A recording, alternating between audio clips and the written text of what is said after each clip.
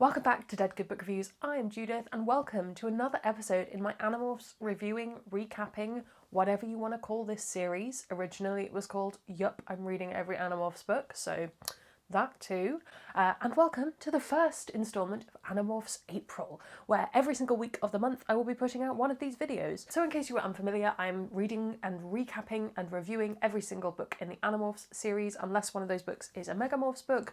Stop asking me to do it. Just before we start, I do want to put out a content warning for this book because there is a suicide attempt in it. Just if that's not something you want to hear about, even in the context of this kind of video, please feel free to click away. We'll be back next week with a whole new video. As I say, we're on the 17th instalment of the series, and this is a Rachel book, so of course I am very excited. So this cover, it's just wonderful. And the UK cover has the tagline, "At last we have a weapon." And that has me hyped up because either this will be a disaster or the Animorphs will finally make some progress, both of which are outcomes I'm happy with. We open with a fairly traditional opening. We get the bit of extra knowledge that we've had from a couple of books ago that they're trying to take over the planet Lyra. If you do want a full catch-up of everything that we've done so far, may I recommend watching all of the videos in this series. So book 17 properly begins with the Animorphs in the woods, classic place to meet, with them trying to persuade leader Jake to let them use their morphing powers for selfish reasons. Jake interrupted in exasperation. "Let me get this straight. There's a new Planet Hollywood's opening in town, and you and Rachel have decided you want to go, but you can't get tickets, so you want to fly there in morph. You want to use our powers for a totally selfish purpose." This is the most realistic I've ever bought these teenagers to be. I just never really got on board with this idea that they would all agree that they'd never use their powers for anything else. Like, that would be the first thing I would be doing, is just doing whatever I wanted. I mean, yes, there's a lot of risks involved, but teenagers aren't typically that risk averse. I mean, Rachel is particularly keen to go to this thing because there is a Ralph Lauren fashion show and also somebody, Lucy Lawless, who is the actress who plays Xena Warrior Princess, is going to be there. Jake is actually persuaded to go to the thing because Shaquille O'Neal will be there, so I guess it's okay to use our powers for selfish reasons so long as they're Jake's selfish reasons. So off they go in bird of prey form to ensure that they can have a good view of the event. Marco says something gross about Rachel, Xena Warrior Princess, and a leather outfit. Rachel contemplates using her superior bald eagle powers to just knock him out of the sky, but she decides to be the bigger person for now. While swooping above the concert, because they kind of have to keep moving, they can't just be, a bunch of very rare birds sat on a wire, Rachel happens to look into a building called the Kenny Building. "I saw a man in an otherwise empty office on the next to highest floor, 60 floors up. I don't know why he caught my eye, but he did. I banked to go back toward him, and that's when he picked up the metal frame chair and threw it through the window." So yes, the man appears to be running to leap out of the window. So Rachel and the birdie bunch fly in to try and slow his descent. They're trying to get him towards the water, all the while Tobias is yelling gliding advice at them because they all suck at flying and he is an expert. They manage to get the man into the river, only for him to get stuck in the mud. The bird morph is not going to cut it for this, so Rachel has to demorph to human and then morph to dolphin. She's kind of spotted halfway through morph by some people on a motorboat, but it's probably fine. I'm not going to comment too much on Rachel's comments on the kind of people who commit suicide, because it's not the most generous viewpoint. At this point, I think she's mostly annoyed at being wet. Rachel pushes the man to the surface, but who should be the one to pull him out of the water? Arnold Schwarzenegger, who I forgot to mention was also at this thing. There you go. Through the news reporting on the subject, thankfully not mentioning the birds of prey or the dolphin, they learn that the man's name is George Edelman. The others are a bit confused as to why Rachel doesn't feel even the littlest bit heroic for saving the man's life. I shrugged again. Now I was feeling defensive. It was mostly just a goof, I just wanted to see if we could do it. I searched my mind for the right word. It was a challenge. That's it, a challenge. Cut back to Rachel's house, newly rebuilt since Rachel turned elephant and accidentally, destroyed things. Rachel's sister Jordan has thrown out Rachel's Chinese food, and Rachel is mad. "Should I have thrown out your rancid bacteria-crawling mouldy leftovers like Mum asked me to, or should I have left them for you to eat so you'd end up having to get your stomach pumped?" Well, when she put it that way, boy, I hate when someone gets the better of me, but I could not think of a single crushing comeback, so I said, "I'll let it go this time." Sisters. Rachel's mum, the hotshot lawyer, returns, and plot twist, she is representing George Edelman, whose family is trying to sue him and say he is incompetent. Nuts, I translated. Wacko. Allegedly wacko. "Don't say wacko," my mother said, looking pained. "Mentally unbalanced will do." I mean, it's an improvement. I like Rachel's mum, and she says that the reason they are alleging he's incompetent is because he's saying there is an alien slug in his brain. I mean, who saw that one coming? So the Animorphs assemble to go to the Wait, hang on, I'll get it right. Rupert J. Kirk State Mental Health Facility. They want to do some reconnaissance, see how easy it's going to be to bust in and see what's what. So we get in, we find this George Edelman and try to figure out if he knows something about the Yeerks. Then we leave Marco behind and get out. So obviously at this point it's the usual, what's the best morph to accomplish this, because it's too far from the gate of the facility to get inside in bug morph and they can't demorph halfway through, so the plan is morph bird, fly there, tick, easily done that before. Then morph cockroach, get inside the food that is being delivered on a food truck so they can demorph inside the truck, morph into bug form there, and then crawl up through the kitchens. A little bit gross to think about that on your food, but you know, nature. And then something.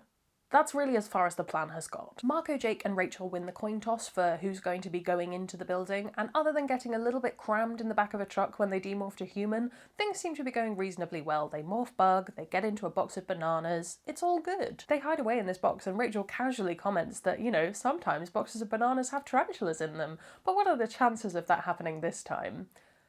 Yeah. Desperately fleeing from the spider, Rachel gets grabbed, only to have everything fall to the floor when one of the delivery guys spots the tarantula he is carrying into the mental health ward and decides to try and stamp on it. And still that tarantula held me. 8 huge, expressionless black eyes glared down, the gnashing, hungry beak strained for the chance to rip me open. "Is that one of you?" Tobias cried from far away. Thanks be to a million years of evolution that has given the hawk its magnificent eyes. Oh yes, love those eyes. So Tobias the spider devourer rescues Rachel and they make their way into the facility. So there's some actually fairly decent planning happening. Cassie and Axe have morphed into their bird morphs and they are scanning through the windows so they can find out which one has this guy in it. Which therefore means that the Roach team have an easier time of finding him. I'm impressed. There's been thought put into this. So they scuttle through the walls of the facility and they end up on the windowsill of a room which Axe informs them, because he's peering in, is 1 door down from George Edelman. I rejoined the others. So, now what? Now we talk to Mr. Edelman, Jake said. We need to get him to come in here. We'll have some privacy in here. And then what? He talks to a cockroach? Of course not. One of them is going to demorph and talk to him. Wait a minute, Marco objected. Isn't he going to think it's a little weird, some kid appearing magically in his bathroom? It's a facility for people with mental illnesses, Marco, Jake pointed out. Who's going to believe him? I'm not loving this. I'm not loving this attitude. Just putting it out there. Rachel, who's beginning to feel like Mr. Edelman is a bit of her responsibility, offers to be the one to demorph. Having asked a patient while she was mid-morph to go and get George Edelman for her, it's fine, apparently. He's mentally ill, so no one will believe what he saw. George arrives, and Rachel tells him that she's his lawyer helping him on his case, and in a very Phineas and Ferb moment, she's just sort of like, that's fine. Rachel gets right to the point and asks Mr. Edelman why he did the thing that he did, and he says it's because of the Yeerk in my head. Mr. Edelman, I promise you, I won't laugh, and I won't make you take any pills, and I won't say you're crazy.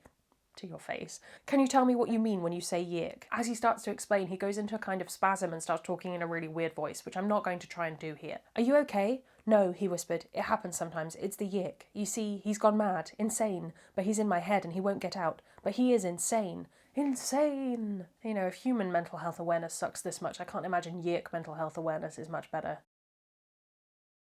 Rachel asks the very important question of how this Yeerk is staying alive without Kandrona rays, as we know they need them roughly every 3 days to live. It would seem that there is a food that you can eat that helps the Yeerk get by without Kandrona for a little while longer, though it's not without its problems, and unlike the previous time where the problem was cannibalism, in this case it tends to drive the Yeerk mad. It eliminates the Yeerk's need for Kandrona rays, but it's super addictive and it eliminates some of the Yeerk's brain stem? I nodded. I could barely contain my excitement. A food that could destroy Yeerks? What is the food, Mr. Edelman? Oatmeal, he said, but only the instant kind, and then only the maple and ginger flavour. It sounds tasty. We end this particular conversation with the sad note that Mr. Edelman believes that he's going to live with a mad Yeerk in his brain forever. But we also have a weapon and a bit of a moral qualm. If they could get that weapon into enough controllers, they would be making a bunch of Yeerks insane, but also condemning those human beings to live with a mad Yeerk in their head forever. And then there's a big discussion about the morals of getting someone addicted to something and what counts as drugs and so such. Deep thoughts for a book that has up to this point been fairly insensitive about the mentally ill. Axe cut me off. We also know that you can't win if you're not prepared to be a little bit ruthless. It's a question of balance. How far into savagery do you go to defeat the savage? I'm telling you, this gets deep. You know things are getting messy when Cassie, who is usually the moral arbitrator of the group, doesn't know what to do. Cassie suddenly laughed. It was a cynical laugh. I didn't know she was capable of a cynical laugh. And all the rights and wrongs and all the lines between good and evil just go wafting and waving and swirling around, don't they? Yep, that they do. So they've decided that they're going to go for it. And that's a big deal. I don't want to downplay the kind of just war theory that's playing out on the page here, but we do need to move on because I've got to make 4 of these videos this month. So, where can they find a bunch of controllers that are sitting down to eat?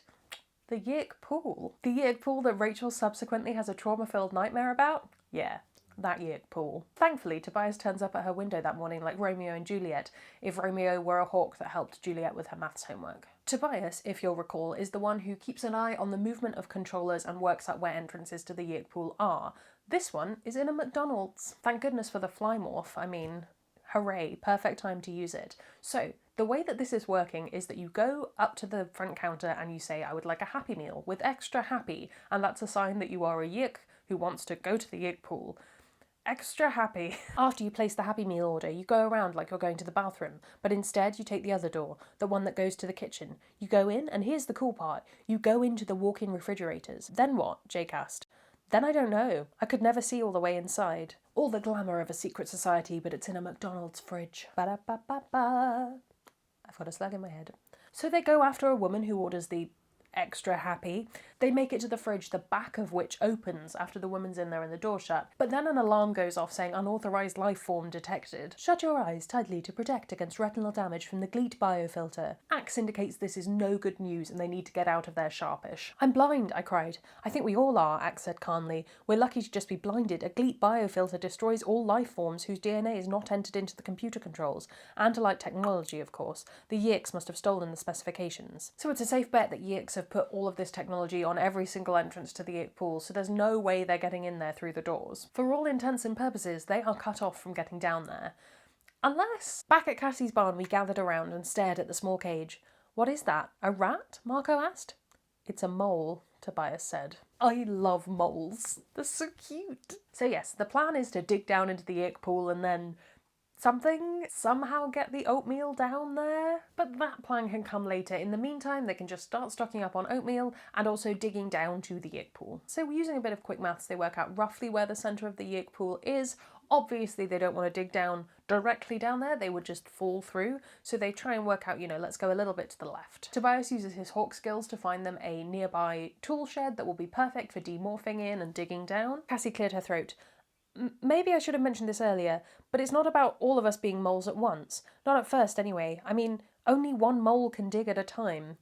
So yeah, lonely moles down in the dark. Rachel is bravest, or at least that's how she presents herself, so she is the first mole to go down into the hole. Dig! I could feel the warmth of the earth calling to me. In some dim part of my mind I could almost form a picture of a cosy little hole, deep down, filled with comfortable grasses and twigs and scraps of garbage. The mole brain has her. Thankfully, Jake grabs her before she gets too into it and digs the wrong way. So now it's time for real-life digging. Down I went, down and down. I knew I should be digging a vertical hole, but it was impossible. The mole couldn't dig that way. The best it could do was slope downward. I'm sure this will not have an impact on that maths that they did. This section is not good if you're a little bit claustrophobic like me, so I will spare you the nightmare of reading about how Rachel has to try and turn around and get back up again and kind of feels like she's suffocating. It's not nice. It's not nice at all. So they take it in turns, and after a long day of digging, Rachel goes down there again with a string so they can figure out how far they have dug, which is very smart. I like that as a plan. The total length of the tunnel is approximately 41 feet long. I believe the slope ratio is about 6 to 1. 1 foot down for every 6 feet of tunnel. That would mean we tunnel down approximately 6.8 feet. Time for a digging montage. So they're digging for a while, and eventually they hit rock. They think, oh no, we've hit bedrock, there's no way we're getting down there, but Rachel manages to find an opening into a cave. Climbing down through the gap in the rock, Rachel falls into a pile of something soft and not that nice smelling, and I'm beginning to think I know where the morph from the cover is going. We can't back out now, Marco said. I have 36 boxes of maple and ginger instant oatmeal at home,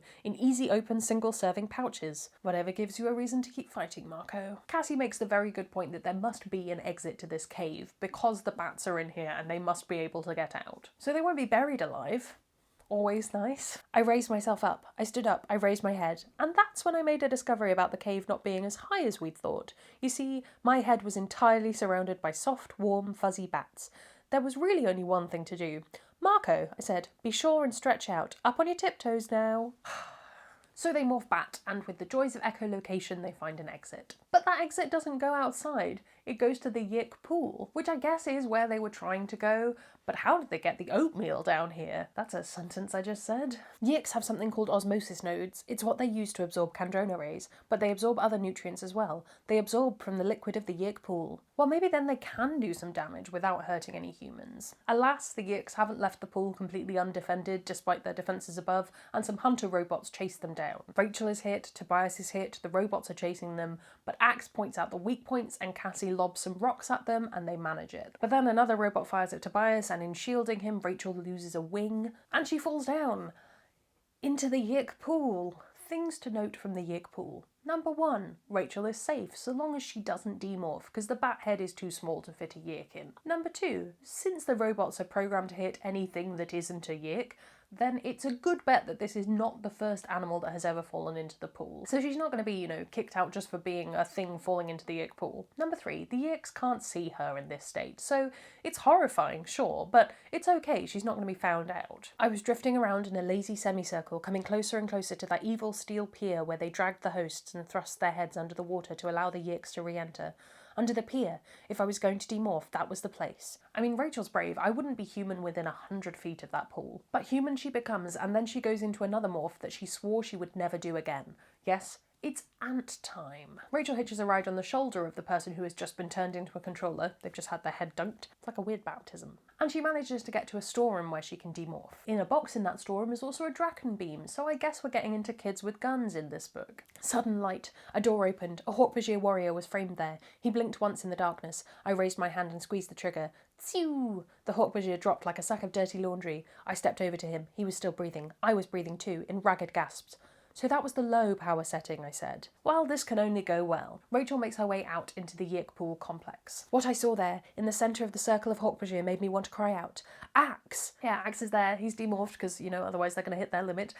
So who should they call to deal with another Andalite? Well, Visser 3 is on his way. Marco tries to thought speak to Rachel and she can hear him, but obviously she's not in a morph right now, so she can't thought speak back. Suddenly, a commotion. A small knot of humans and one Hork-Bajir were coming towards me. They're bringing a lady with them, and she's up to something. Don't lecture me about humans. I've been in this host body for 2 years, and I know the smell of maple and ginger. Fool. You're as stupid as the humans with their drugs. Never thought I'd see self-respecting Yeerks lower themselves to behaving like humans. He jerked his head. Take her away. So, the Yeerks have been confiscating oatmeal from people who are randomly bringing it down to the place where all the Yeerks are, and they've been keeping it in this little tin shed that's about 50 feet away from the Yeerk pool guarded by Hork-Bajir. In addition to everything else, I knew Visser 3 was on his way. Jake and Tobias were running short of morphing time, and there were 200 pounds of maple and ginger oatmeal sitting in a shed within 50 feet of the pool. I hope this works out. The action scene unfolds as follows. The alarm goes off. Someone has discovered the Draken-beamed Hork-Bajir from earlier. Marco tries to reach Rachel again. A Taxon turns up. A man grabs Rachel and seems to work out that she might be an Andalite bandit. Rachel Draken-beams him, but in such a way as it bounces off him and hits her too. Rachel pretends that the man in fact shot her and that he is the Andalite bandit. She runs away. Cassie and Rachel find each other. Suddenly, a loudspeaker crackled to life, a blastingly loud message in some language neither of us spoke, and then, to my amazement, the top of the dome began to open up. It was just a circle, and from the filtered quality of the light that came down, I could tell it was the bottom of a tunnel. It must have cut straight through some portion of the Bat Cave. Cave with bats in, not the Bat Cave. It's everyone's favourite villain, Visser 3. Ba-da-ba-da-ba-ba. He is aware that the Andalite bandits could be anyone, so he's checking everyone. Rachel creates a diversion by screaming that one of the Taxons is in fact an Andalite. She also shoots a bunch of Yeerks nearby. I think we should maybe take the Draken beam away from Rachel. I know it's on stun mode, but still. Back there, I yelled, pointing to a door. I yanked it open, a food pantry, and there, sitting calmly atop a crate of canned minestrone and enjoying a banana, sat a gorilla. Marco? Rachel starts to morph Grizzly Bear, planning to kick butt, but Cassie points out that if they can get that oatmeal into the pool, they will do some severe damage. The storage for the oatmeal, conveniently behind them. They need power, they need strength, so it's time for Rachel to do one of my favourite morphs. Elephant. Knock down wall, run at Hork-Bajir, smash stuff, you know the drill. I wrapped my trunk around one of the barrels of confiscated oatmeal. I lifted it up like a feather. I saw the closest Hork-Bajir hesitate. I threw the barrel in a high arc. It landed with a big soggy splash right in the middle of the Yeerk pool. But the barrel of oatmeal isn't sinking, so Marco aims the Draken beam at it. He's the only one with hands. This brings them to a bit of a stalemate with Visser 3. Visser 3 does the calculations, some very quick maths again, and he reckons about 500 Yeerks will be compromised before they can clean the oatmeal up. For an evil villain like him, that's something he can just sort of write off as part of the risk. He doesn't care about anything, except, well, maybe? Elephant Rachel lifts up Visser 3, earning her some terrible slashes from his tail. I lifted the Visser high in the air. I heaved him just as he slashed again. Through the air he flew. Paloosh is the way that they have phrased that splash noise. Visser 3 hit the Yeerk pool, and they dash out of there, taking their friends with them. Tobias spots Visser 3 morphing into something that presumably will mean he doesn't ingest any oatmeal, because obviously in his Andalite form he would absorb the oatmeal through his feet. It's in a previous book. Don't need to worry about it. Rachel's losing too much blood, she needs to demorph. All while Visser 3 is morphing into some kind of porcupine pterodactyl, and all the Animorphs have is a monkey and a wolf. You have more than a gorilla and a wolf, Axe said calmly. You have an Andalite. Alright, Axe, chill. All is lost, or is it, as Rachel yells to everyone to morph mole right now and shoots down the roof. It took a long time. I had to stop and hollow out enough space to demorph to human so I didn't end up trapped in mole morph. Talk about wanting to scream. Yeah, horrifying to slowly have to dig yourself out from being buried alive. Not nice. Not good. Not wholesome content. Wholesome content. I hate myself. They make it into the cave just as the bats are swarming out for dusk, and they fly with them. But there is one thing left on Rachel's to-do list. Coming home after that strange task that we don't get told about, Rachel's mum gets a phone call about Mr. Edelman. He's gone. Ran away.